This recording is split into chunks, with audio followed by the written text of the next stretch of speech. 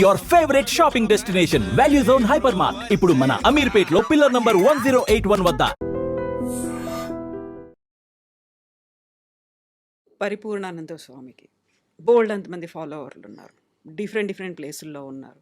But ఎందుకని కాకినాడని ఎంచుకున్నారు? కాకినాడలోనే శ్రీపీఠం ఏర్పాటు చేశారు, కాకినాడలోనే మహాశాంతి యాగాలు ఇప్పుడు ప్రధానమంత్రి, భారతదేశం మొత్తానికి ప్రధానమంత్రిగా ఆయన ఢిల్లీలోనే ఎందుకు ఉండాలంటే ఎక్కడో కేంద్రం ఉండాలి, ఎక్కడో కూర్చోవాలి. అది దేశ రాజధాని అనుకున్నాం. మీరు ఎందుకు కాకినాడని? మీకేం అదే అంటున్నా, నాకు ఒక ప్లేస్ కావాలి కదా. అక్కడ వాళ్ళు ఆశ్రయం ఇచ్చారు, అక్కడ ఉన్నాను. నాకు హైదరాబాద్లో ఇచ్చుంటే వచ్చుండేవాడినేమో, నాకు తెలియదు, ఏం తెలియదు. నేను చిన్నపిల్లవాడిగా నేను అటు గోదావరి ప్రాంతంలో తిరుగుతూ ఉంటే అక్కడ అప్పుడు ఉన్నటువంటి దంపతులు ఉన్నారు. వాళ్ళు ఆయన ముత్తా గోపాలకృష్ణ గారని ఒక ఆయన ఉండేవారు. ఆయన ఎమ్మెల్యేగా చేశారు అప్పుడు, తర్వాత ఇదయ్యారు. ఇప్పుడు ఏజ్ అయిపోయింది. ఆయన భార్య నా ప్రవచనాలకు వచ్చేది. ఆయన వచ్చి మీ స్పీచెస్ ఇక్కడ జరగాలి, మీరు ఇక్కడ ఉండాలి, మా ప్రాంతంలో ఉంటే బాగుంటుందని ఆయన రిక్వెస్ట్ చేశారు. తప్పకుండానండి, చూద్దామన్నాను. నేను అసలు ప్లానింగ్ లేదు, ఏం లేదు. Then it happen to be అక్కడ స్థలం ఇచ్చారు. శ్రీపీఠం కూడా నేనేం చేయలేదు. నిజంగా చెప్పాలంటే అదేదో భూమిలో నుంచి మొలుచుకొచ్చినట్టు అది అలా వచ్చింది తప్ప నేను ఎప్పుడూ దానికోసరంగా ఏమీ తాపత్రయపడలేదు. అది దైవానుగ్రహం, అలా డెవలప్ అయింది. ఆ కాకినాడ వాళ్ళ అదృష్టం అదంతే. సో మహాశక్తి యజ్ఞం ఏంటి, ఏం చేస్తున్నారు మీరు అందులో?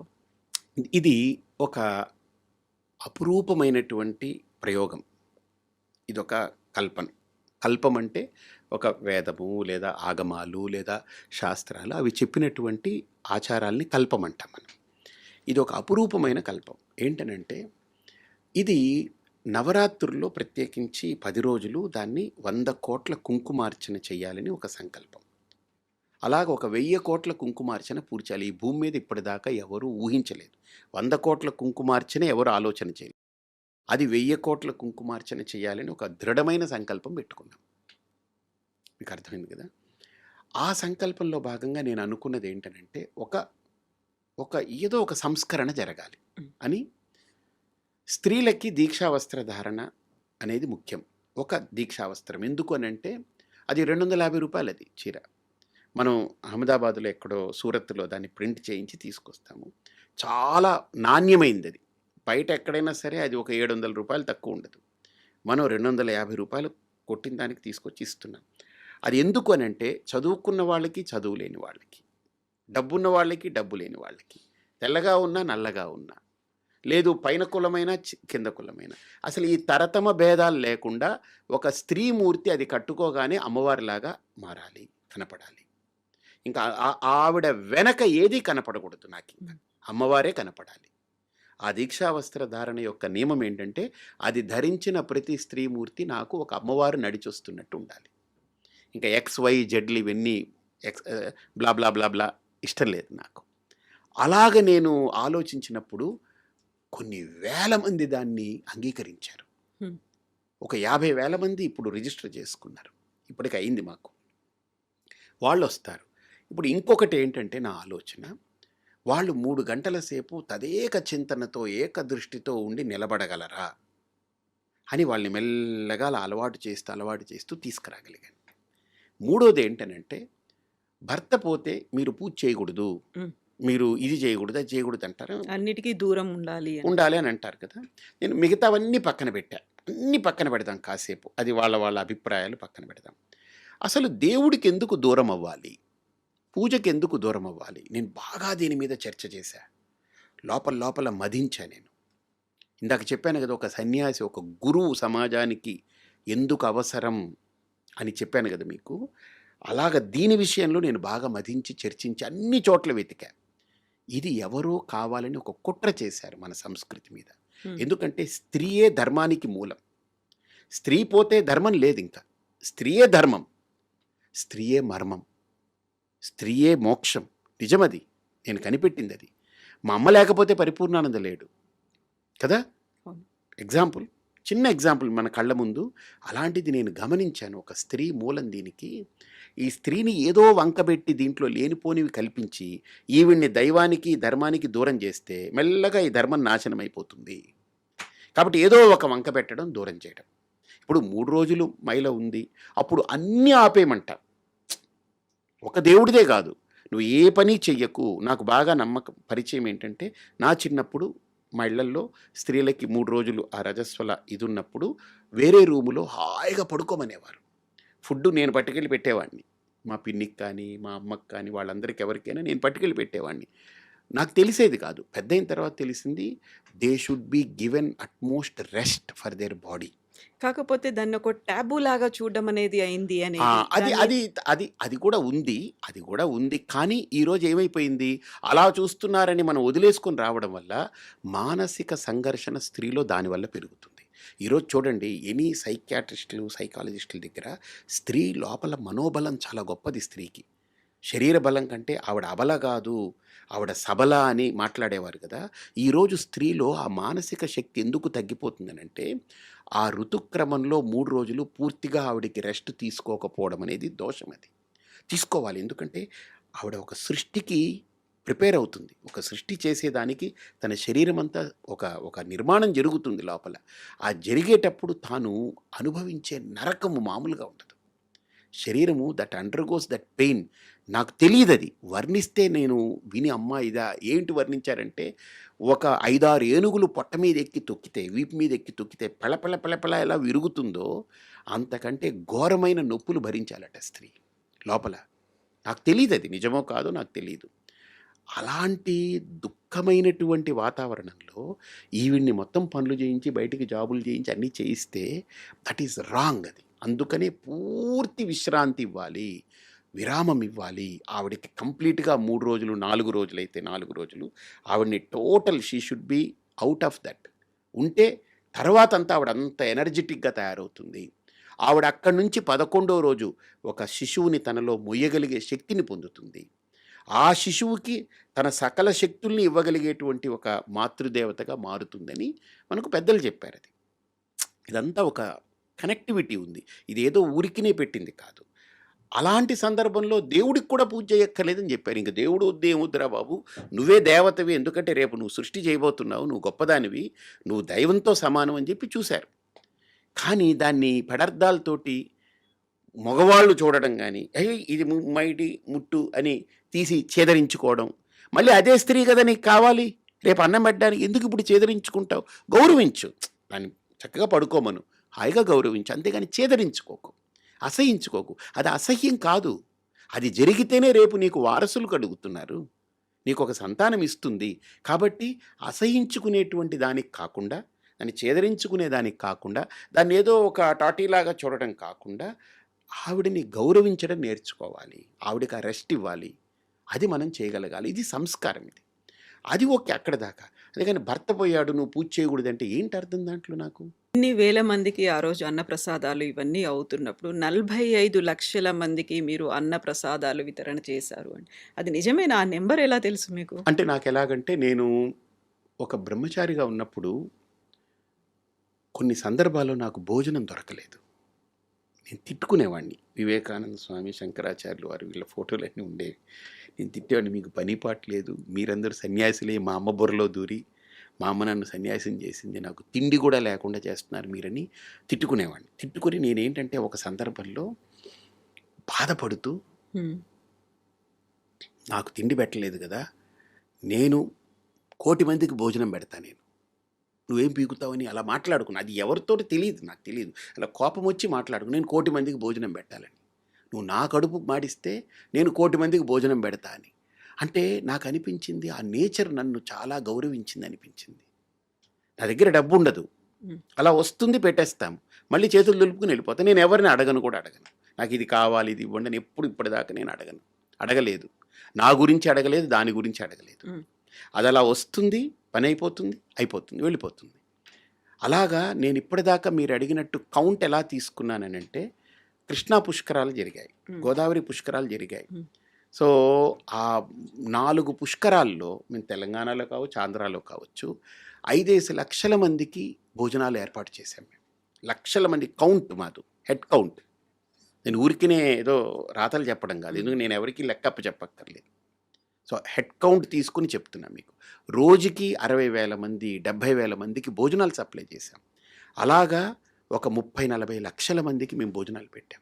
ఈ మహాశక్తి యాగం అయితే మీరు ఇప్పుడు కౌంట్ చేయొచ్చు, ఇన్ని వేల మంది తింటారు. 4-5 లక్షల మంది భోజనం చేస్తారు 11 రోజులకి. ఇలాంటివి ఇన్ని యాగాలు జరుగుతున్నాయి. 25 ఏళ్లగా శ్రీపీఠం పెట్టి భోజనం నిరంతరం పెడుతూ పెడుతూ పెడుతూ ఉన్నాం. పెద్ద యాగాలకి పెడతాము, మామూలు రోజుల్లో పెడతాం, అన్నీ పెడుతుంటాం. ఇలా లెక్కేస్తే ఒక 45 లక్షలకి తప్పకుండా ఇంకా ఎక్కువే పెట్టాం కానీ తక్కువ పెట్టలేదు. అలాగే నా కోరిక ఏంటంటే నేను వండి చాలా బాగా వండుతా. అంటే నేను అనుకోవడం కాదు కానీ తిన్నవాళ్ళందరూ చెప్తారు. 400 రకాలు తెలుసు నాకు. మీరు చేస్తారు 400 వెరైటీస్. ప్యూర్ వెజ్జే కదా. ఉల్లిపాయ వెల్లుల్లిపాయ కూడా వాడను. అంటే నేను వాడను, నేను ఎవరికి అలా పెట్టను. ఎందుకంటే హెల్దీ ఫుడ్ పెడతా, చాలా హెల్దీ ఫుడ్ పెడతా. అంటే నేను నాన్ వెజ్కి యాంటీ అనో లేకపోతే అబ్బెబ్బే అనో అలా నేను ఎప్పుడు మాట్లాడను. అది ఎవరి ఫుడ్ వాళ్ళది choice, that's their choice, right? నేను ఎంచుకున్నది నాకు ఆధ్యాత్మిక మార్గంలో నేను ఇలా నడవాలనుకున్నప్పుడు నాకు నా గురువులు చెప్పి నేను ఫాలో అవుతాను.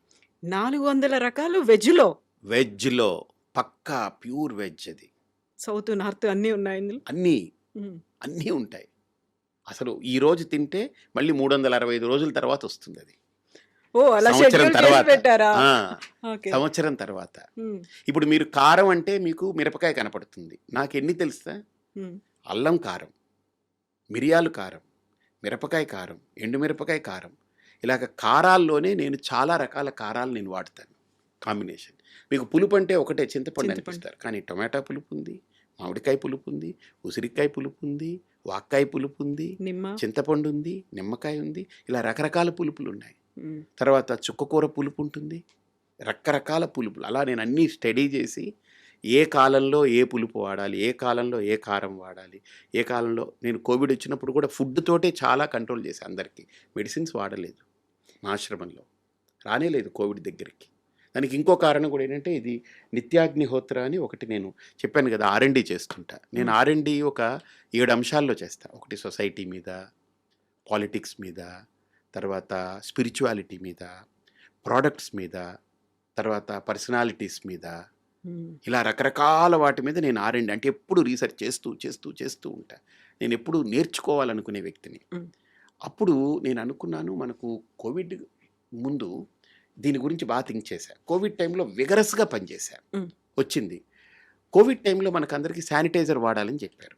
మీకు గుర్తుందో లేదు, అందరూ బాటిల్ క్యారీ చేసి చేతుల్లో వేసుకుని ఏది ముట్టుకున్నా తుడుచుకునేవాళ్ళు. నాకు ఒక క్వశ్చన్, మనం బయటికి వెళ్ళాం ఏదో ముట్టుకుంటే శానిటైజ్ చేసుకుంటాం, కానీ బాడీ అంతా పట్టిన దాన్ని ఇంటికి వస్తాం కదా, మరి ఇది ఇంట్లో కూడా పాకుతుంది కదా, అది ఎయిర్ బోన్ అన్నారు కదా అప్పుడు, మరి అది ఇంట్లో అంతా పాకుతుంది కదా, ఇళ్ళంతా ఎలా శానిటైజ్ చేస్తాం మనం? ఏం చేయలేం. అందుకని ఇది కనిపెట్టాను నేను, నిత్యాగ్నిహోత్ర అని. ఋషులు మనకి ఇచ్చినటువంటిది, నేను కనిపెట్టలేదు ఇది, వాళ్ళు ఇచ్చిన అమూల్యమైన ఫార్ములాని. ఇది 100% న్యాచురల్ అనమాట. ఇది ఇది మీకు కూడా ఇస్తాను. ఇది వెలిగించి పెడితే 45 నుంచి 55 నిమిషాలు వెలుగుతుంది ఒక కేక్. ఇది పూర్తిగా హెర్బ్స్, అంటే మన మైండ్ని రిలాక్స్ చేసే హెర్బ్స్ ఉన్నాయి, స్ట్రెస్ ఫ్రీ చేసేది ఉన్నాయి. తర్వాత మనలో డోపమిన్ అంటారు కదా, డోపమిన్ రిలీజ్ అయితే చాలా మనిషి హ్యాపీగా ఉంటాడని అంటారు కదా, డోపమిన్కి బాప్ ఇది. ఓకే, అంటే మన బ్రెయిన్ని తెలియకుండా సూదింగ్ చేస్తుంది, అంత హాయినిస్తుంది, ప్లెజెంట్ స్మెల్ ఉంది.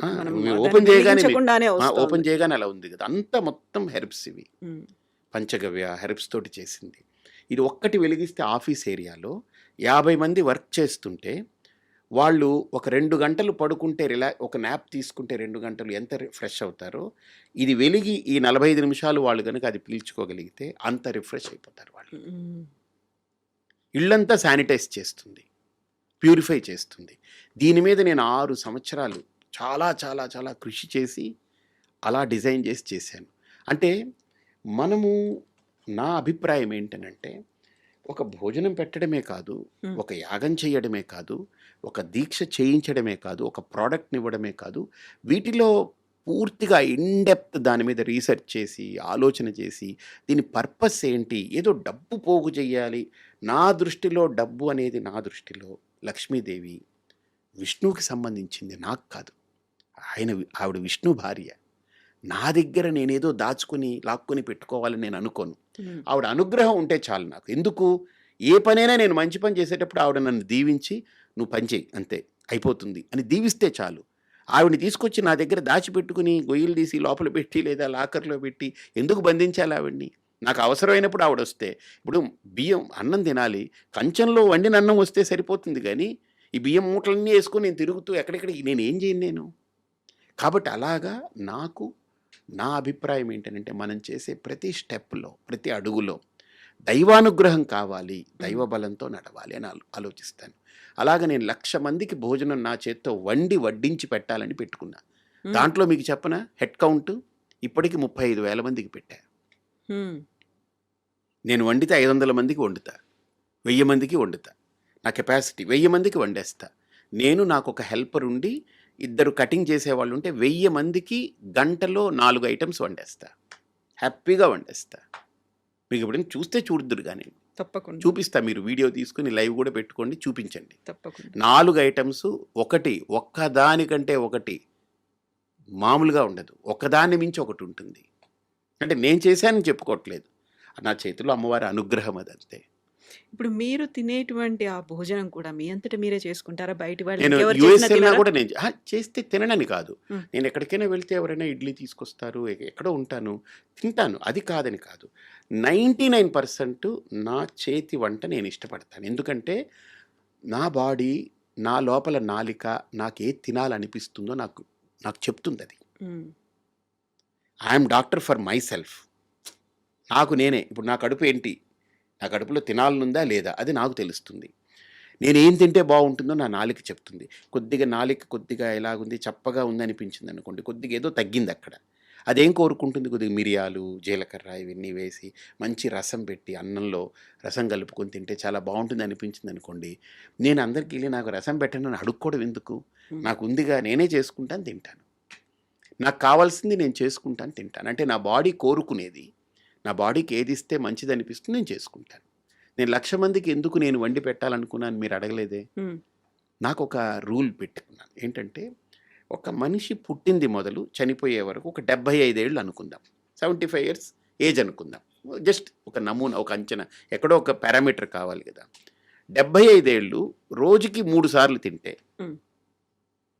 రోజుకి 3 సార్లు తింటే ఎన్నిసార్లు తిన్నట్టు, అంటే ఏడాదికి 1100-1200 సార్లు తిన్నట్టు, 3 సార్లు తింటే అంతే కదా. 3 3 9, 3 6 18, 1100 సార్లు. 1100 ఇంటూ 75 మ్. ఎంతైంది, ఒక 80,000. 80,000 భోజనాలు చేసినట్టు. ఏది పుట్టినప్పటి నుంచి చనిపోయే వరకు 75 ఏళ్ళు 3 పూటలు. అంటే పుట్టినప్పుడు తినం కదా, ఒక 5-6 ఏళ్ళు వదిలేసిన అటు ఇటు చేసుకున్న 80,000 భోజనాలు చేసినట్టు మ్. మనిషి. 80,000 భోజనాలు చేస్తాడు వాడు. నేనేమనుకున్నాను, నేను పుట్టాను 80,000 సార్లు తిన్నాను చచ్చాను, ఇది కాదు. నేను 80,000 సార్లు తింటే నేను 1,00,000 మందికి నా చేత్తో పెట్టి చావాలని పెట్టుకున్నాను. అంటే నేను ఇంకో 20,000 మందికి అదనంగా నా ద్వారా నేను పెట్టి ప్రాణం వదిలేయాలని పెట్టుకున్నాను. ఇప్పుడు మీరు చేసినటువంటి 45 లక్షలు ఆ కౌంట్ అది వేరు, మళ్ళీ అది ఇది అది వేరు. మాస్. అది నేను వండను, నేను దగ్గరుండి అన్నీ చేయిస్తాను. నా కౌంట్ ఏంటంటే 1,00,000 మందికి నేను పెట్టాలి, నా చేత్తో వండి పెట్టాలి. శ్రీపీఠాన్ని ఏర్పాటు చేసుకున్నారు, ఒక ధర్మ ప్రచారం కోసం ఉన్నారు, ప్రవచనకర్తగా ఉన్నారు, ఇన్ని చేస్తున్నారు. పేరెంట్స్ దగ్గర నుంచి ఎప్పుడైనా మిస్సింగ్ ఫీలింగ్ అనేది ఉండేదా? మా అమ్మ నన్ను బాగా ఇన్సిస్ట్ చేసి ఈ పాత్రలో ఉండాలని ఆవిడ డిటర్మిన్డ్గా మార్చింది. ఇది ఆవిడ డిటర్మినేషన్, ఇది ఆవిడ డెసిషన్ ఇది. బట్ నేను యాజ్ ఏ కొడుకుగా కంటే ఎక్కువగా నేను వాళ్ళకి బాగా క్లోజ్గా, వాళ్ళకి ఒక ఫ్రెండ్గా, వాళ్ళు నాతో ఒక మంచి మిత్రులాగా అలా కలిసిపోయి ఉన్నాను తప్ప ఏదో మిస్ అయిపోయిన ఫీలింగ్స్ కానీ ఇంకోటి కానీ ఇప్పుడు వాళ్ళకి లేదు, నాకు లేదు. ఇప్పుడు మా అమ్మ లేదు, నాకు మా అమ్మ అంటే చాలా ప్రాణం ఇప్పటికీ. అంటే సన్యాసినైనా నేను చెప్పుకుంటా, మా అమ్మే నా ప్రాణం. మా అమ్మ లేకపోతే నేను లేను. అంటే సహజంగా బయలాజికల్ మదరే కాదు, ఆవిడ నన్ను స్పిరిచువల్గా ఈరోజు పరిపూర్ణానందంగా నిలబెట్టింది ఆవిడ ఫస్ట్. తర్వాత నా గురువు. మా నాన్నగారు ఏంటంటే మా అమ్మకి పూర్తిగా సహకరించేవారు అంతే. సో ఆయన he never interfered into her thoughts. ఆయన ఎప్పుడు ఇంటర్ఫీర్ అవ్వలేదు. మా అమ్మ డెసిషన్ రైట్ అనుకుని వదిలేసేవారు. సో కాబట్టి మా అమ్మ లేకపోతే నేను లేను కదా. సో కాబట్టి నాకు మొట్టమొదటి గురువు నా తల్లి నన్ను ఈ మార్గంలో పెట్టింది. తర్వాత నా గురువు దయానంద స్వామీజీ, వారి వల్ల ఈరోజు ఇలా ఉన్నాను. కాబట్టి నాకు మోర్ దెన్ అమ్మ అనే దానికంటే ఏదో ఒక అమ్మవారి రూపమేమో ఆవిడ నన్ను ఈ దారిలో పెట్టడానికి. ఆవిడ నన్ను ఇలా కడుపులో మోసి నన్ను కని ఇలా చేసింది నేను అనుకుంటాను. అది పరిపూర్ణానంద ఎవరు పెట్టారు ఈ పేరు? మా గురువు గారు.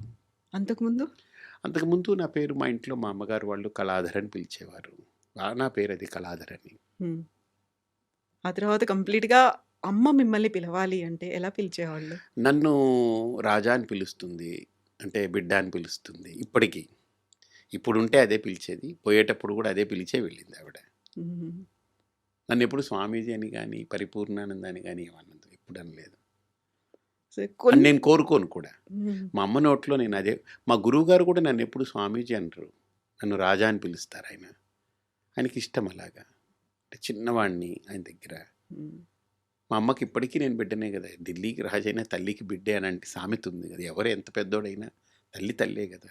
నిజం. ఆదిశంకరులంతటి వారే తల్లికి అంత ఆ స్థానం ఇచ్చారనంటే తల్లికి మించింది ఏముంది నా దృష్టిలో. హ్మ్. అందులో మా అమ్మ ఎస్పెషల్లీ ఒక బయోలాజికల్‌గా కని ఏదో అలాగా డబ్బులిచ్చాము, ఆస్తి ఇచ్చాము, అది ఇచ్చామని కాకుండా నాకు ఏమీ ఇవ్వలేదు. కానీ నన్ను పరిపూర్ణానందగా నిలబెట్టింది ఆవిడ. She is not just mother for me. నాకు అమ్మవారు ఆవిడ అంతే. ఆ దృష్టిలో నేను అది చూస్తానది. హ్మ్. ఇప్పుడు మనం భౌతికంగా ఆలోచించాలి అనుకుంటే, ఏ ఫ్యామిలీలో అయినా ఒక్కరే సంతానం ఉన్నారు. అందులోనూ అబ్బాయి ఉన్నాడు అంటే ఆవిడకి యూజు కళ్ళు లేదు. ఆ! నేనదే అడగబోతున్నాను. నేనది విన్నాను. అది నిజమేనా? పక్కా ఏంటి? 100%. ఏం నేను పుట్టడానికి జస్ట్ ఒక 1 ½ ఇయర్ ముందు ఆవిడకి she lost her sight completely. Oh! ఏమైంది? ఆవిడకి రెటినిటిస్ పిగ్మెంటోసా అని ఆర్‌పి అని అంటే రెటినా కట్ అయిపోయింది ఆవిడకి. డిస్‌ఫంక్షన్ అయింది. ఇక దాంతో ఆ విజువల్స్ లోపలికి క్యారీ అవ్వదు. మిమ్మల్ని చూసుకోలేదు తనెప్పుడు? నన్నిప్పుడు తడిమే చూస్తుంది. ఎప్పుడు నా ముక్కు, నా కళ్ళలా తడుముకుంటుంది. నేనెప్పుడైనా బయట నుంచి వెళ్ళి ఏదైనా లాంగ్ ట్రిప్ వెళ్ళి ఒక 2 నెలలు, 3 నెలలు వెళ్ళిపోతే నేను రోజు ఫోన్ చేస్తాను. ఏం తిన్నావు? ఎలా ఉన్నావు? అని. వెళితే ఆవిడ దగ్గర పడుకుంటా నేను. హ్మ్. నువ్వు సన్యాసివి, నువ్వు పడుకోకూడదంటుంది. నేనంటాను, సన్యాసిగా పడుకోను నేను. కొడుగ్గా పడుకుని. కొడుగ్గా పడుకుంటాను. నాకు హక్కుందని అంటాను. నువ్వెప్పుడు కొడుగ్గా ఉంటావు, ఎప్పుడు సన్యాసిగా ఉంటావు అని అడుగుతుంది. సో, అలాగా ఆవిడ చాలా బ్రెయినీ, చాలా ఇంటెలిజెంట్. ఆవిడ వెరీ షార్ప్. హ్మ్. ఆవిడ తెలుగు ఒక లెక్చరర్‌గా పనిచేసింది ఆవిడ. హ్మ్. చాలా హార్డ్ వర్కింగ్ పర్సన్. నిజాయితీగా, అలా నిబద్ధతగా ఉంది. ఆవిడ నిజాయితీ ఎలాంటిదంటే నాకు సంస్కారం. ఆశ్రమంలో వాళ్ళు లాస్ట్ ఫేజ్ ఆఫ్ లైఫ్ ఆశ్రమంలో స్పెండ్ చేశారు ఒక 5 ఏళ్ళు. ఆవిడ దాచుకున్న డబ్బులో ప్రతి నెల బ్యాంకు నుంచి వచ్చే వడ్డీ మొత్తం డబ్బులు ఆశ్రమానికి కట్టి ఆవిడ బతికారక్కడ. హ్మ్. ఊరికినే ఉండాలని. నేను ఆశ్రమం పెట్టిన కొత్తల్లో కూడా ఇది నీది కాదు 10 మందిది. నువ్వు కష్టపడు. నువ్వు దానికి డబ్బు కట్టు, నువ్వు తినేదానికి, నువ్వు సేవ చెయ్యి అని చెప్పేది ఆవిడ. అలా నేర్పారు నాకు. అమ్మగారి పేరేంటి? మీనాక్షి, మీనాక్షమ్మ. నాన్నగారు? బాలచంద్రన్. ఓకే. నేనిప్పుడు మిమ్మల్ని అడగాలనుకున్న క్వెషన్ ఏంటంటే, ఒక్కరే సంతానం ఉన్నారు. అందులోనూ మగపిల్లాడు అనుకున్నప్పుడు మా వంశాభివృద్ధి చెందాలి. మా కళ్ళ ముందు పెళ్లి చేసుకోవాలి. మనవలు, అట్లీస్ట్ నా మనవరాలు కొడుకు నా దగ్గర ఉండాలి. హ్మ్. నా కొడుకు నా దగ్గర ఉండాలనే కోరుకుంటాను. అవును. ఇప్పుడు అమ్మకున్నటువంటి ఆ ప్రత్యేకమైనటువంటి పరిస్థితులు, అసలు నాకు అవసరాల అందుకనే నేపథ్యం చెప్తున్నాను కదా! అసలు మా అమ్మకి కళ్ళు కనపడవు. ఒక ఏజు, ఇంకెవరు లేరు. హ్మ్. వాళ్ళమ్మ చనిపోయారు. వాళ్ళమ్మ ఉన్నంత వరకు మా అమ్మ, అమ్మమ్మ, నాన్నగారు వాళ్ళు ఉండేవారు. ఆవిడ పోయారు. ఎవ్వరు లేరు. Why she has that. నా కొడుకు సన్యాసి అవ్వాలని ఎందుకు అనుకున్నారు? ఆశ్రమానికి కూడా నేను బలవంతంగా తీసుకొచ్చా. కోవిడ్ ముందు నాకెందుకో I was not comfortable. Covid 2020 March వచ్చింది కదా! 20th. అవును. నేను 2019 మేలో నాకెందుకో ఐ వాజ్ నాట్ కంఫర్టబుల్. వాళ్ళెక్కడో వైజాగ్‌లో ఒక ఇల్లు అద్దెకు తీసుకొని అలా దూరంగా ఉండేవారు. ఉన్నారు. నేను వెళ్తుండేవాడిని. దూరంగా ఉన్న నేను వైజాగ్ వెళ్ళి వాళ్ళతో స్పెండ్ చేస్తాను, వంట చేస్తాను, మా అమ్మకి నచ్చినవన్నీ నేను చేసి పెడతాను. ఆవిడ నాతో బాగా అన్నీ చెప్తుంటుంది, అన్నీ మాట్లాడుకుంటాం, అన్నీ ఉంటుంది. బట్ నాకెందుకో ఐ వాజ్ నాట్ కంఫర్టబుల్. వాళ్ళని తీసుకొచ్చేయాలని అనిపించి వాళ్ళని అలాగా అక్కడి నుంచి కదపడం నాకు గగనమైంది. కానీ ఫైనల్లీ దే యాక్సెప్టెడ్. ఇంకా నా మాట నువ్వు వినాలి. నేను నీ మాట విన్నాను, సన్యాసిని అయ్యాను కదా! నువ్వు నా మాట విను అని చెప్పి లాక్కొచ్చాను వాళ్ళిద్దరిని. అప్పటి నుంచి వాళ్ళు అలాగా దే జస్ట్ మెయింటైన్. 23లో నాన్నగారు కాలం చేశారు. ఆవిడ 24లో వెళ్ళాలి. కానీ ఆవిడ స్ట్రాంగ్ పర్సనాలిటీ. నేను 25 ఉత్తరాయణం వచ్చే వరకు వెయిట్ చేయాలండి. డాక్టర్లందరూ పల్స్ లేదు, ఈవిడ ఎలా బతుకుతుందని చెప్పారు. హ్మ్. 94 డేస్ అలా ఉన్నింది ఆవిడ. అక్కడే అలా శ్రీపీఠం దగ్గరే ఉంది. శ్రీపీఠంలోనే అలా ఉండి రోజు వేదిక్ చాంటింగ్ వినడం. రోజు ఆ మంత్రం అయిపోయిన తర్వాత ఆ తీర్థం తీసుకొస్తే తీసుకోవడం. నేను వండి రోజు నేను తినిపించేవాడిని ఆవిడకి. ఫుడ్ పెట్టాను. నాకు గొప్ప అదృష్టం ఇచ్చింది మా అమ్మ. ఆవిడ రుణం తీర్చుకోలేం కానీ, కానీ ఎంతో కొంత నేను అన్నీ వదిలేసి ఆవిడతోటి ఉన్నా నేను. ఆవిడ పక్కన పడుకునేవాడిని, ఆవిడకి కాళ్ళు ఒత్తేవాడిని, ఆవిడకి అన్నీ చూసుకునేవాడిని, కబుర్లు చెప్పేవాడిని, అన్నీ చేసేవాడిని. సో మీరిప్పుడు అమ్మగారి కోరిక మీదకు సన్యాసి అయినప్పటికీ వాళ్ళిద్దరూ దూరమైన తర్వాత ఉత్తర క్రియలు చేయాల్సినవి ఉంటాయి. అది మీరే అంటే చేశారా? ఉత్తర క్రియలు చేయక్కర్లేదు. కాకపోతే ఉత్తర క్రియలు చేయించాను. వేరే వ్యక్తిని నిమిత్తంగా వాళ్ళు ఉండి చేస్తారది. అంటే సన్యాసిగా కొన్ని దూరంగా కర్మలు ఉండాలి ఉండవు వాటికి కదా! ఆ చేయి. కర్మలు ఉండవు కాబట్టి వాళ్ళకి అందాలి కదా అవి. హ్మ్. ఆ చేసే కర్మలు వాళ్ళకి అందాలి. సన్యాసి చేస్తే అందవు. కాబట్టి ఎవరి ద్వారా అది పెట్టించి వాళ్ళకి చేయించి, వాళ్ళకి మా అమ్మ తరపున ఇవ్వాల్సింది ఏదైనా ఉంటే కొంత ఇచ్చి పూర్తి చేశాను. ఇప్పుడు మా అమ్మగారివి నడుస్తూ ఉన్నాయి. ఇప్పటికి ఇప్పటికి కూడా అంటే సంవత్సరం మొన్న కూడా కంప్లీట్ మొన్న అవుతుంది. జనవరి 13వ తేదీ ఇదయ్యారు ఆవిడ. కాలం చేశారు. నెక్స్ట్ ఇయర్‌కి అవుతుంది కాబట్టి ఇప్పటికీ నడుస్తూ ఉంది. ఎవ్రీ మంత్ చేస్తారు. నేను అది తీసుకెళ్ళి అలహాబాద్ కుంభమేళాలు అదంతా ఇది వేరే వాళ్ళని తీసుకెళ్ళి ఆ అస్థిక ఇవన్నీ చేయించాను. నేను దగ్గరున్నాను. వాళ్ళు చేశారనమాట. హ్మ్. ఎందుకని అమ్మకి ముందు నుంచి భక్తి ఉండేదా? మిమ్మల్ని ఎందుకు ఒక సన్యాసిగా మార్చాలి అనుకున్నారు? ఆవిడ చాలా లోపల ఒక ఇన్సైట్ ఉన్న పర్సన్. ఆవిడకి లోపల ఏదో సంథింగ్ చెప్పాను కదా! ఆవిడకి ఒక inner personality is very bloomed person. హ్మ్. అంటే చాలా చాలా వికాసము చెందిన వ్యక్తి ఆవిడ. మీరు ఈ మార్గంలోకి వచ్చిన తర్వాత భగవంతుడు అంటే ఏంటి అనేది అర్థమైందా? లేకుంటే భక్తి ఏంటి అనేది తెలుసుకున్నారా? ధర్మం ఏంటి అనేదా? మతం ఏంటి అనేది ఎలా తెలుసుకున్నారు? ఏమర్థమైంది మీకు? ఇది ఒక బ్రహ్మ పదార్థం. ఏది? ఇప్పుడు మీరు అడిగిన ప్రశ్నలన్నీ హా! కదా! ఇప్పుడు ఇవి చెప్పాలి అనంటే ఇది ఒక పెద్ద ఒక ట్రెజర్ నిధి కదా! ఇప్పుడు రేగుపళ్ళు అమ్మేవాడి దగ్గరికెళ్ళి నాకిప్పుడు వజ్రం కావాలని అడిగామనుకోండి, వాడికి అర్థం కాదు హ్మ్. కదా! సో వజ్రాల వ్యాపారి దగ్గరికెళ్ళి మనం వజ్రం అడిగామనుకోండి, దొరుకుతుంది. ఎన్ని క్యారెట్స్ అని అడుగుతాడు, ఎన్ని సెంట్స్ అడుగుతాడు. ఫస్ట్ క్యారెట్లు అడుగుతాడు, సెంట్స్ అంటాడు. ఎందుకంటే క్యారెట్ల మీద కొనాలంటే చాలా పెద్ద ఆస్తిపరుడు అయి ఉండాలి. అలాగా ఇదేంటనంటే మీరు అడిగిన ప్రశ్న నాకు ఎలాంటిదేనంటే, ఇప్పుడు నేను చెప్పాలి కానీ అంత చెప్పడానికి సమయము ఓపిక ఇవన్నీ సరిపోనిది. కానీ బట్ ఎనీవే క్రిస్ప్గా చాలా క్రిస్టల్ క్లియర్గా క్రిస్ప్గా చెప్పే ప్రయత్నం చేస్తాను. మనకు కనిపించే ప్రపంచం ఒకటి, కనపడని దేవుడు ఇంకొకటి. హ్మ్. కనిపించే ప్రపంచంలో మనం ఉన్నాం, కానీ కనపడని దేవుడి కోసం ఆలోచన చేస్తున్నాం నిరంతరం. ఇప్పుడు మీరు అడిగారు చూసారా, ఆ కనపడని దేవుడిని నమ్మడం అనేది భక్తి. అర్థమైందా? నమ్మిన తర్వాత ఆ దేవుడి కోసం నేను పూజ చేయాలా, వ్రతం చేయాలా, దీక్ష చేయాలా, ఏదైనా త్యాగం చేయాలా, ఏం చేయాలి అని వివరించినది ధర్మం. హ్మ్. అర్థమైందా? సో ధర్మానికి మతానికి చిన్న తేడా ఉంది. మతం అనేది ఒక వ్యక్తి ద్వారా తయారవుతుంది. ఒక వ్యక్తి దానికి నిర్మాత అవుతాడు. ధర్మం అనేది వ్యవస్థ అవుతుంది. ధర్మం ఒక వ్యవస్థ ద్వారా రూపొందుతుంది. హ్మ్. మతం అనేది ఒక వ్యక్తి ద్వారా రూపొందుతుంది. కాబట్టి ఈ హిందుత్వం అనేది ప్రధానంగా ఒక ధర్మం. ఇది అంటే నేను ఎలా ఉండాలి, ఏం చేయాలి, ఏ రకంగా నేను ఇది చేయాలనేది. ఇప్పుడు వ్యక్తి ద్వారా వచ్చిన దానికి వ్యవస్థ ద్వారా వచ్చిన దానికి తేడా ఏంటంటే, వ్యవస్థ అకామిడేట్ చేస్తుంది. మీకు అర్థమైంది కదా! వ్యక్తి పరిచ్ఛిన్నతలతో ఉంటాడు, పరిధితో ఉంటాడు. హ్మ్. వ్యక్తి యొక్క భావజాలాలన్నీ ఒక పరిధి, ఒక పరిమితితో ఉంటుంది. లిమిటేషన్స్ ఉంటాయి. ఇప్పుడు మీకైనా నేను ఒక విషయం చెప్తే మీరు ఆలోచించే కోణం మీ బుద్ధి పరిధికి అనుగుణమై ఆలోచిస్తుంది. నా కోణంలో నేను అంతే, ఆలోచిస్తాను. దాన్ని దాటి మీ బుద్ధి వెళ్ళదు. అలాగ ఒక వ్యక్తి ద్వారా నిర్మితమైనటువంటి మతం కూడా ఒక పరిధి, ఒక పరిచ్ఛిన్నత, ఒక లిమిటేషన్స్ ఉంటుంది. అందుకనే మతాలు అనేవి ఎప్పుడూ కూడా ఒక మతం ఇంకొక మతాన్ని అంగీకరించదు. ఒక మతములో ఉన్న దేవుడు ఇంకొక మతంలో ఉన్న దేవుణ్ణి అంగీకరించదు. కానీ ధర్మం దగ్గరకు వచ్చేటప్పటికి దైవత్వాన్ని ప్రతిపాదన చేస్తుంది ధర్మం.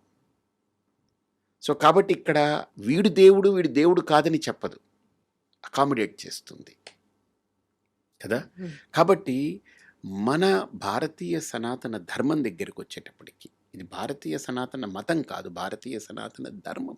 అందుకనే మతం అంటే పొరపడతాం మనం. పొరపాట్లు ఉంటాయి, దాంట్లో పొరపచ్చాలు ఉంటాయి, పరిధులు ఉంటాయి, పరిచ్ఛిన్నతలు ఉంటాయి. నా దేవుణ్ణి నువ్వు నమ్మకపోతే నువ్వు నా దేవుడికి ద్రోహం చేసిన వాడివని నేను మాట్లాడాల్సి వస్తుంది. మతమైతే. ధర్మమైతే నాస్తికుడిని కూడా యాక్సెప్ట్ చేస్తుంది ధర్మం. మతం యాక్సెప్ట్ చేయదు. నువ్వు నమ్మకపోతే నువ్వు నా దేవుడికి ద్రోహం చేస్తున్నావని అంటుంది. కానీ ధర్మంలో దేవుణ్ణి నమ్మని వాణ్ణి చారువాకుడు అంటారు, నాస్తికుడు అంటారు. అంటే ఏంటి? దేవుణ్ణి నమ్మడం నమ్మకపోవడం నీ చాయిస్ అంటుంది. ధర్మము ఆ ఫెసిలిటీ ఇస్తుంది. ఫెనటిక్గా ఉండదు, గీత గీసినట్టు ఉండదు. దట్ ఈజ్ వాట్ ధర్మం ఈస్. కానీ ధర్మం విషయంలో కూడా మనం ఆలోచించగలిగితే ఈ సనాతన ధర్మంలో దైవం గురించి చెప్పినప్పుడు 2 విధాలుగా చెప్తుంది.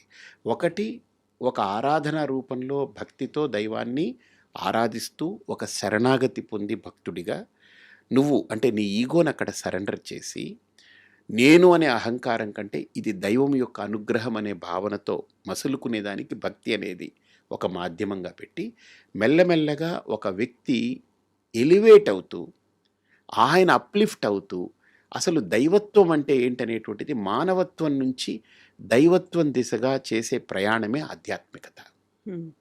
మనం మానవత్వంతో ఉన్నాం. సో మానవత్వానికంటే కింద స్థితి ఏంటి? రాక్షసత్వం, పశుత్వం, ఇవన్నీ ఉంటాయి, మృగత్వం అవి. కానీ మనలో అవి అప్పుడప్పుడు పొడచూపుతూ ఉంటాయి. వాటన్నిటినీ హ్యాండిల్ చేస్తూ లేదు నేను మనిషిని, వాటిలాగా నేను బిహేవ్ చేయకూడదు, ఓ పాశవికంగా ఉండకూడదు, ఒక జంతువులాగా నేను బిహేవ్ చేయకూడదు, నేను చదువుకున్న వాడిని, నాకు సంస్కారం ఉంది, సభ్యత ఉంది, విఘ్నత ఉంది, నాకు వినయం కావాలని ఇవన్నీ సంస్కారాలని నేర్చుకున్నవాడు మనిషి. ఒక పాఠశాలలో కావచ్చు, తల్లిదండ్రుల దగ్గర కావచ్చు, ఫ్రెండ్స్ ద్వారా కావచ్చు, సమాజం నుండి కావచ్చు, లేదా వాడి అనుభవాల ద్వారా కావచ్చు, నేర్చుకుంటూ ఎదిగిన వ్యక్తి కాలక్రమంలో వాడు ఒక సంస్కారవంతుడే, ఒక మనిషి మానవత్వపు విలువలతో బ్రతుకుతాడు. ఇక పశుత్వము, రాక్షసత్వము, ఈ మృగత్వము అవి ఉండవు అక్కడ. అవన్నీ మారడమే మనిషి యొక్క పరిణామక్రమం. ఆ మానవత్వం వచ్చిన తర్వాత అది పరిపూర్ణత్వం కాదు వాడికి. ఎందుకంటే మనిషికి మనస్సు అనేటువంటిది అల్లకల్లోలము సృష్టించగలిగేటువంటి, ఉపద్రవం సృష్టించగలిగే పరికరం. అలాంటి ఆ మనస్సుని ఎలా మనం మలుచుకుంటూ ఒక పరిపూర్ణత్వం దిశగా మనం వెళ్ళాలి, ఒక పరిపక్వమైనటువంటి స్థితికి మనం ఎలా చేరాలి అనేటువంటిది దైవత్వానికి సంకేతం కాబట్టి, పరిపూర్ణమైనది దైవత్వం కాబట్టి, ఆ స్థాయికి చేరడానికి వేసిన బాటనే ఆధ్యాత్మికత. కాబట్టి భక్తిలో నాకు ఇవన్నీ కాదు, నేను నమ్మాను, శరణాగతుడినై ఉంటున్నాను. కానీ కాలక్రమంలో ఆ భక్తి పరిపక్వమైతే అది ఆధ్యాత్మికంగా పరిణమిస్తుంది. భక్తి ఆధ్యాత్మికతలోకి పరిణమించకపోతే, అలా కన్వర్ట్ అవ్వకపోతే, ఆ కన్వర్షన్ జరగకపోతే, లైక్ ఇప్పుడు ఎగ్జాంపుల్ నేను మాట్లాడుతున్నాను, ఈ మైక్ గ్రాస్ప్ చేసింది, దీన్ని వేవ్స్ కింద కన్వర్ట్ చేస్తుంది కదా. ఈ వేవ్స్ని తీసుకెళ్ళి కెమెరాలోకి ఇస్తుంది, కెమెరాలో నా ఆడియో, నా వీడియో తీసుకుంటుంది, అది క్యాప్చర్ చేస్తుంది. ఈ రెండింటిని మనం కలిపి తర్వాత తీసుకుని టెలికాస్ట్ చేస్తాము. మళ్ళీ ఆ వేవ్స్ కన్వర్ట్ అయ్యి వర్డ్స్ కింద, మాటల కింద కన్వర్ట్ అవుతాయి. మళ్ళీ ఆ వేవ్స్ మళ్ళీ బొమ్మల కింద కన్వర్ట్ అవుతాయి. ఇవన్నీ అవుతున్నాయి కదా. సో ఆ ఫార్మేట్ ఆఫ్ కన్వర్షన్ అది ఎలాగైతే దీంట్లో ఉందో అలాగనే ఆధ్యాత్మికతలో కూడా, ధర్మంలో కూడా ఒక భక్తుడు ఒక ఆధ్యాత్మిక సాధకుడిగా కన్వర్ట్ అవ్వాలి. అంటే ట్రాన్స్ఫర్మేషన్ అంటాం, కన్వర్షన్ అన్నము ట్రాన్స్ఫర్మేషన్ అంటే ఆ ఎదుగుదల, ఆ పరిణితి రావాలి. అది రాకపోతే భక్తికి ప్రయోజనం లేదు. భక్తి యొక్క పరాకాష్ట, భక్తి యొక్క కంప్లీట్నెస్ ఆఫ్ భక్తి is transforming a devotee into a spiritual seeker, ఒక ఆధ్యాత్మిక సాధకుడిగా పరిణితి పొందడం, అది కావాలి. ఇప్పుడు ఒక వ్యక్తి నేను భక్తుడు కావాలి అనుకుంటే డైరెక్ట్గా భగవంతుడి దగ్గరికి వెళ్ళి ఒక శరణాగతో, లేకుంటే నవవిధమైనటువంటి భక్తి రూపాలు, మార్గాలు ఉన్నాయి, అది ఆచరిస్తే లేకుంటే అనుసరిస్తే సరిపోదా? మధ్యలో కొంతమంది గురువులు ఉంటారు, ఆశ్రమాలు ఉంటారు, పీఠాధిపతులు ఉంటారు, వారి దాకా వెళ్ళి అక్కడి నుంచే వెళ్ళాల్సినటువంటి అవసరం ఉంటుందా? మంచి ప్రశ్న. ఇప్పుడు మనము ఒక్కటి ఆలోచన చేయండి, అసలు ఈ భక్తి, ఈ దేవుడు, ఈ పద్ధతి, ఈ ధర్మము ఎవరిచ్చారు మనకు? ఎక్కడి నుంచి వచ్చింది? ఎవరో ఇస్తేనే కదా, ఎవరో చూపిస్తేనే కదా ఒక మనం. పరంపరలాగా. కాబట్టి ఆ పరంపరని మనం గౌరవిస్తున్నాం. లేకపోతే ఎవరికి నచ్చినట్టు వాళ్ళే ఏదో భక్తిలో వెళ్ళిపోయారనుకోండి, అది ఏమిటవుతుంది?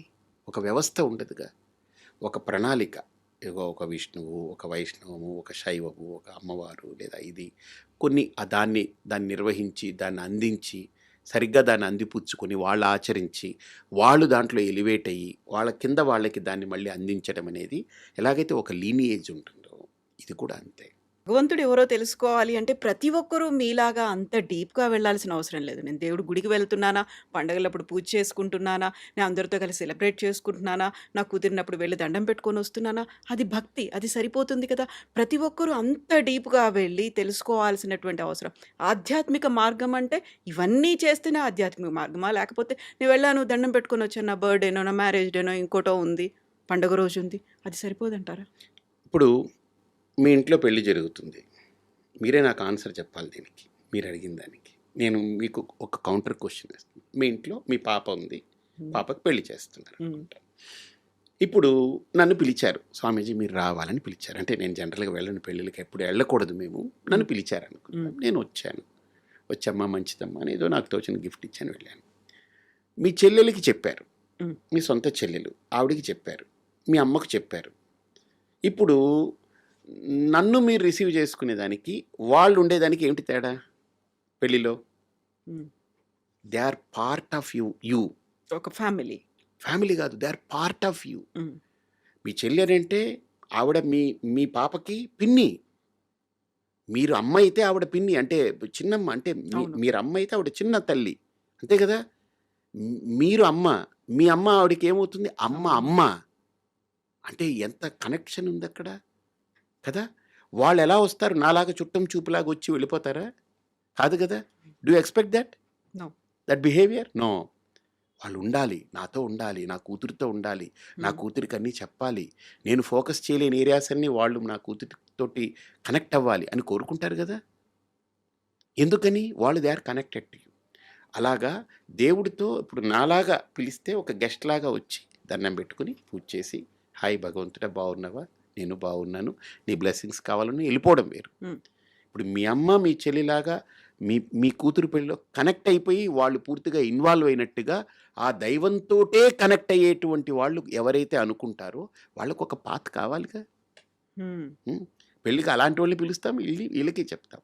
వాళ్ళు పిలవం, వాళ్ళంతటా వాళ్ళే వస్తారు, హ్మ్. వాళ్ళే ఇన్వాల్వ్ అయిపోతారు కదా. ఇప్పుడు నన్ను మీరు పిలవాలి, నేను వస్తాను, పలకరిస్తారు, మంచిది అనుకుంటాం, వెళ్ళిపోతాం.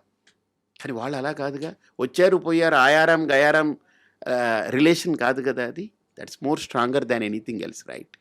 కాబట్టి దైవం అనేటువంటి దాంతో మనం వెళ్ళాము, దండం పెట్టుకున్నాము, వచ్చేసాము, ఇది భక్తి, సింపుల్ భక్తి. ఇందులో ఏమీ ఇదేం లేదు. ఇది ఆధ్యాత్మికత అని చెప్పొద్దు. హ్మ్. ఆధ్యాత్మికత అంటే దైవంతో కనెక్ట్ అయ్యి. ఇప్పుడు నేను దైవం దగ్గరికి వెళ్ళాను, ఎందుకని వెళ్ళాను, పండగ చెప్పారు వెళ్ళాను, పూజ నేను చెయ్యాలి చేస్తున్నాను. కానీ ఆధ్యాత్మికత అంటే నాకు దేవుడు కావాలి, ఈ ఈ ఈ పనులు కాదు, ఇవన్నీ కర్మలు క్రియలు, కానీ నాకు దేవుడు కావాలి. పూజ అంటే ఏంటి? నేను దేవుణ్ణి ఎదురుగుండా పెట్టుకుని నేను పూలు వేసేస్తాను, హ్మ్. నేను గంట వాయిస్తాను, హారతిస్తాను, మంత్రం చదువుతాను, దండం పెట్టుకుంటాను, ప్రసాదం పెడతాను, నేను తింటాను, 10 మందికి పంచుతాను. పండగప్పుడు గుడికి వెళ్తాను, ఇంట్లో పండగ చేసుకుంటాం, పిండి వంటలు చేసుకుంటాం, కొత్త బట్టలు వేసుకుంటాం. ఇవన్నీ జస్ట్ యాక్టివిటీస్. హ్మ్. బట్ నాకు దేవుడు అనేది యాక్టివిటీ కాదు. Beyond these activity something else. His source, his power source ఆయన. నేను దానికి కనెక్ట్ అవ్వాలి అనుకున్నప్పుడు ఆ దానికి వేసేటువంటి మార్గమే ఆధ్యాత్మికత. అక్కడ యాక్టివిటీస్తో పని లేదు. యాక్టివిటీస్ ఉండవని కాదు, హ్మ్. యాక్టివిటీస్ కంటే ఇంకా అతీతమైనది అది. బియాండ్ ఏదో ఉంది. Hmm. Activities are good, pious, they connect you. కానీ మనము ఇంకా డీప్ రూట్స్తో కనెక్ట్ అవ్వాలి, నాట్ విత్ దీస్ యాక్టివిటీస్ అనుకున్నప్పుడు then you should relate with that. ఇప్పుడు నేను చుట్టం చూపుగా రావాలి మీకు పెళ్ళికి అని కాకుండా, కవిత గారు అమ్మాయి పెళ్ళి కదా, పాప ఆవిడ ఎంతో సర్వీస్ చేసింది, ఓ ఛానల్లో గొప్పగా వర్క్ చేసింది, ఎన్నో ఇన్ఫర్మేషన్స్ ఇచ్చింది, ఆవిడ జీవితంలో ఎన్నో ఒక సమాజానికి ఉపయోగపడ్డ వ్యక్తి కదా. నేను ఆ పెళ్ళికి ఏదో చుట్టం చూపుగా కాదు, నేను వెళ్ళి ఇన్వాల్వ్ అయ్యి చేయాలనుకుంటే అప్పుడు నేను ఎలా ఉండాలి మీతోటి? హ్మ్. మీరు నన్ను అలా పిలవకుండా, మీరు రాకపోతే కుదరదు, మీరు రావాలి, మీరు ఇందులో బాధ్యత తీసుకోవాలి అని మీరు నాకు చెప్పక్కర్లేని విధంగా నేను మీతో కనెక్ట్ అయి ఉండాలి. వస్తాను కదా అప్పుడు. హ్మ్. ఆ కనెక్టివిటీ ఉంటే ఆ పాత్. ఆ కనెక్టివిటీ లేదంటే చుట్టం చూపుగా రావడం పోవడం అంతే.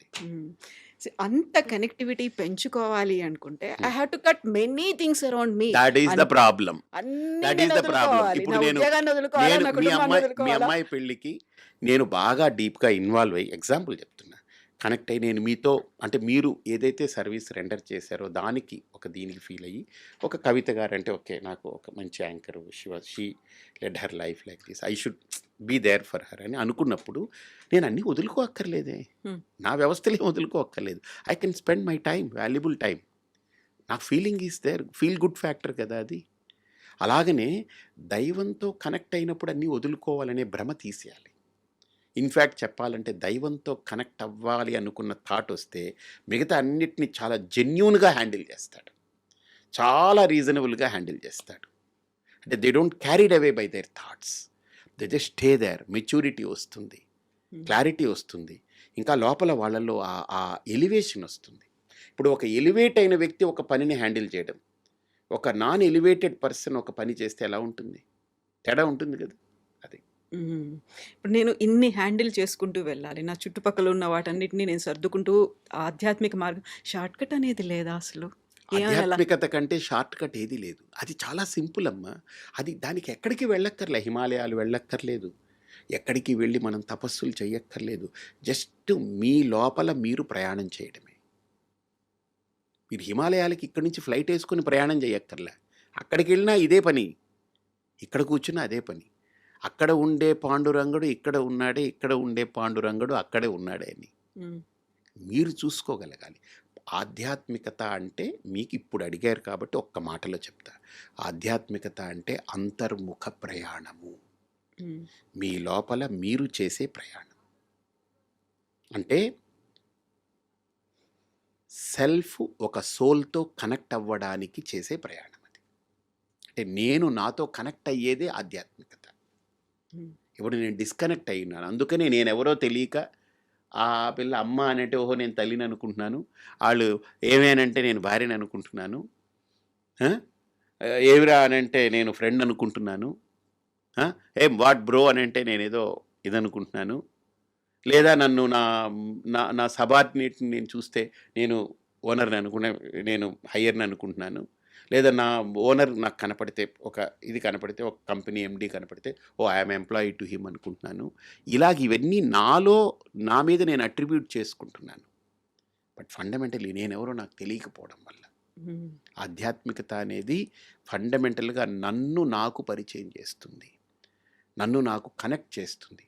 అది కనెక్ట్ అయినప్పుడు ఈ రోల్స్ అన్నీ నేను హాయిగా ఆడుకుంటా, చక్కగా చేస్తాను. ఇప్పుడు ఇన్ని తెలుసుకున్న తర్వాత నేను భగవంతుడితో కనెక్ట్ అవ్వాలనుకుంటున్నాను, రెగ్యులర్గా గుడికి వెళ్ళాలనుకుంటున్నాను, పూజలు చేయాలనుకుంటున్నాను, ఆశ్రమాలు కావచ్చు, స్వామీజీలు కావచ్చు, వీళ్ళందరి దగ్గరికి వెళ్ళాలి, వినాలి, వాళ్ళు ఏం చెప్తారో, ఆ సత్సంగంలో ఉండాలి ఇవన్నీ కాస్ట్లీ అఫేర్ అయిపోయాయి కదా మీరు కాదంటారా? చెప్తుంటే నాకు ఇప్పుడు చాలా ఎక్కువ పనుల్లాగా అనిపిస్తున్నాయి ఇవన్నీ. ఇన్ని లేవు అందులో, ఉండవా? ఇన్ని లేవు. ఇంకొకటి, భక్తికి కానీ ఆధ్యాత్మికత కానీ డబ్బులే సంబంధం లేదమ్మా. ఒకటి, the quality of time that you spend for that. Quality of time that you spend అంటే మనం దేవుడి దగ్గర కూర్చుంటున్నాం. ఒక చిన్న క్వశ్చన్, పూజ చేయాలని కూర్చుంటున్నాం, దేవుడు ఎదురుగుండా కూర్చున్నారు మన ఇంట్లో, బాగుంది, చాలా బాగుంది, మంచిగా మంచి మండపము, దేవుడు మంచిగా దీపం పెట్టారు, పూలు పెట్టారు, అంతా బాగుంది. మీ లోపల దేవుడు ఎంత సమయం ఉంటున్నారు? మీరు పూజ 15 నిమిషాలు చేశారనుకోండి, మీ లోపల దేవుడు 15 నిమిషాలు ఉంటున్నాడా, ఉండట్లేదా? అది చెప్పండి నాకు, చెప్పండి. మన హడావుడి పనులు, మనకి మనసు కోతి లాంటిది అంటారు కదా, ఇక్కడ నుంచి నెక్స్ట్ నేను ప్లాన్ చేసుకోవాలి, నా షెడ్యూల్స్ ఏదో ఉన్నాయి, ఇక్కడ ఒక డిలే ఆవిడ చెప్పింది, అవుతుందేమో. నేను ఒక ఇంటికి వెళ్ళినప్పుడు ఒక ఆవిడ చెప్పింది ఏంటనంటే, స్వామీజీ ఉదయం లేచినప్పటి నుంచి దేవుడికి పూజ చేయాలని ఎక్కువ ఆలోచిస్తూ కాఫీ తాగేస్తాము, ఇంకో పని చేస్తాం, బ్రష్ చేసుకుంటాం, స్నానం చేస్తాము, బట్టలు మార్చుకుంటాం, దేవుడికి పూజ చేయాలి, ప్రసాదాలు ప్రిపేర్ చేస్తాం, అన్నీ అన్నీ చేసి చేస్తాం, పెడతాం. అన్నీ రెడీ చేసుకొని దేవుడి దగ్గర కూర్చున్న తర్వాత దేవుడికి పూజ చేస్తున్నామనే ఆలోచనకు వచ్చేసాం కదా, ఇప్పుడు చేస్తున్నాం కదా, దేవుడు పక్కకు పోయి నెక్స్ట్ ఏం చేయాలి, క్యారేజ్ ఎవరికి వండాలి, ఎవరికి కట్టాలి, ఇప్పుడు టైం ఏం ఎంత చేయాలి, అయింది? ఇప్పుడు టైం ఎంత అయింది, నెక్స్ట్ వాళ్ళు లేస్తే ఏం చేయాలి, ఇవి వచ్చేస్తుంటాయి కానీ దేవుడు రావట్లేదని. మన మనిషి యొక్క మనస్తత్వము ఏది చెయ్యమో దాని గురించి ఎక్కువ ఆలోచిస్తుంటాం. ఏది చేస్తామో దాన్ని మర్చిపోయి వేరే ఏదో థింక్ చేస్తూ ఉంటాం. అంటే ఆ మనస్సుని కరెక్ట్‌గా ఒక స్టాండర్డ్స్‌కి తీసుకురావడానికి చేసే ప్రయత్నమే ఆధ్యాత్మికత. నువ్వేం చేస్తున్నావో దాంట్లో ఉండు. హ్మ్. Live in that present. ఆధ్యాత్మికత అంటే దేవుడు టాపిక్ ఉండదమ్మా. ఆధ్యాత్మికత అంటే నేను ముందు చెప్పాను కదా! మానవత్వం నుంచి ఒక పరిపూర్ణత్వం దిశగా ప్రయాణం చేయడం ఆధ్యాత్మికత అని. ఆధ్యాత్మికత అంటే మన మనస్సుని ఒక పరిణితిగా మార్చడం ఆధ్యాత్మికత. ఆధ్యాత్మికత అంటే మనిషిని తీసేయడం కాదు. మనిషిని దైవంగా చూపించడం ఆధ్యాత్మికత. హ్మ్. అంతేగాని మనిషిని తీసేయడం కాదు.